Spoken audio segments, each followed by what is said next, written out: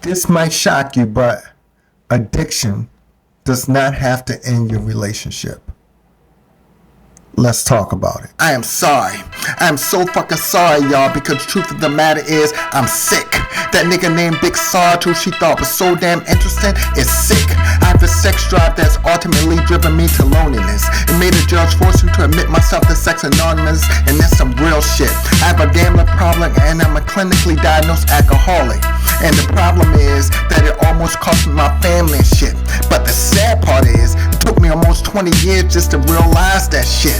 And this isn't just an apology, y'all. This is a warning and shit. To let you know that I would say and do almost anything in this world just to be this fix because I'm a fucking addict.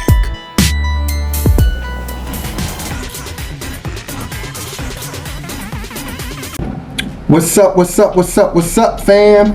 It's me, Big Sarge, coming at you from the business side. To those that are returning, welcome back, fam. And to those that are new, subscribe. So you saw the intro, addiction.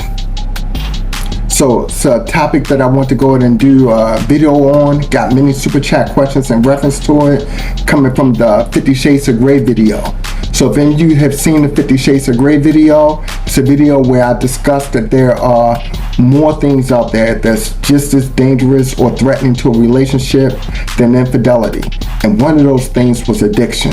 Received a lot of input on this, a lot of different things on it, and I just wanted to go and just do a little deeper video on it. First of all, addiction is something that I literally witnessed every day growing up in the streets of Baltimore. As you walking through the city, you can see addiction taking hold on people. Grew up in the 70s, literally a 70s baby. So you can imagine what the crack epidemic was like in the 70s coming into the 80s. So literally, I'm 19 years old looking at it. Father was addicted to the streets, never saw him really that much. Mother was addicted to drugs. Everybody, just about in my personal circle, was addicted to something. Fortunately, my brother and I, we were addicted to how were we going to get out of these streets. But that's not what I'm talking about today. Today, I'm literally just talking about addiction and how that by the time it starts coming into a relationship, is that somewhere people think that they're just supposed to cut the cord on people. So went and did a little homework on it. Most people are able to get out of the grasp of addiction within 3 to 6 months. That's most people. Some people, it take 2 to 5 years. Some people, unfortunately, never get off on it. So when by the time that addiction is literally taking this hold on a person, it's at this time that they need their family and friends, and even more importantly, their significant others there to help them get out the grasp of this. You know, that's not a time for you to turn your back on somebody. That's a time for you to actually grab them closer, to actually love them more, because addiction is a sickness. It's an illness, you know. So it's this drug that seem to do like imaginary tricks on a person. It's literally like a person just got a new pet and you're able to get this pet to do anything that you want it to do. And then the next thing you know, that pet is showing you wonderful things, literally turning your everyday into a dream. But this is before it turns it into a nightmare. It literally turns everything into a nightmare. And the worst thing about addiction is that it's intimate. It's something close to you. It's almost like the more it comes to you, the more that you want it. And literally for a lot of people to get rid of this addiction, it literally is like killing a part of yourself. It's the equivalent of when people get Stockholm's syndrome. Just to refresh some of you if you don't know what Stockholm syndrome, it's literally like when the person starts to become enamored with his or her captor. That's the way that addiction takes a hold on people.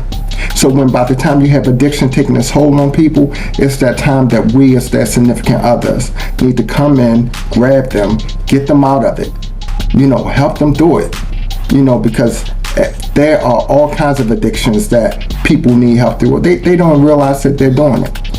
I literally recall coming home every day needing to take a sip of alcohol.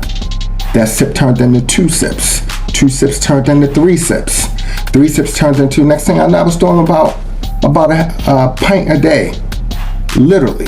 And this is after working 12 hours a day, sometimes up to 16 hours a day, needing to come home, raise children, get back up and go do it again, literally under the influence of alcohol. So you have alcohol abuse, drug abuse, something that more personal to me was sex abuse. Remember back in the 90s, y'all? So literally everybody was like a sex addict. It's like we were putting a new name or a new face on infidelity. But the truth of the matter is, y'all, it was true. You had men and women literally in these prime positions in their lives who can't stop chasing that feeling, who can't stop letting that flesh get a hold of them. So at this point, most people realize that they can't get out of it. And it's through the love of their significant others, through the help of their family and their friends, and their ability to forgive themselves. So even when by the time that they're able to forgive themselves, it's we as their significant others, we need to learn to forgive them too. So just wanted to go and just do a quick video on addiction. It's going to be many more videos following, especially coming underneath the 50 Shades of Grey videos. Again, make sure that you hit that like button, fam. Make sure that you share this with all your family and friends. Please do, because the more insight that I get, the more information that I get, the more that I can continue to give back to you.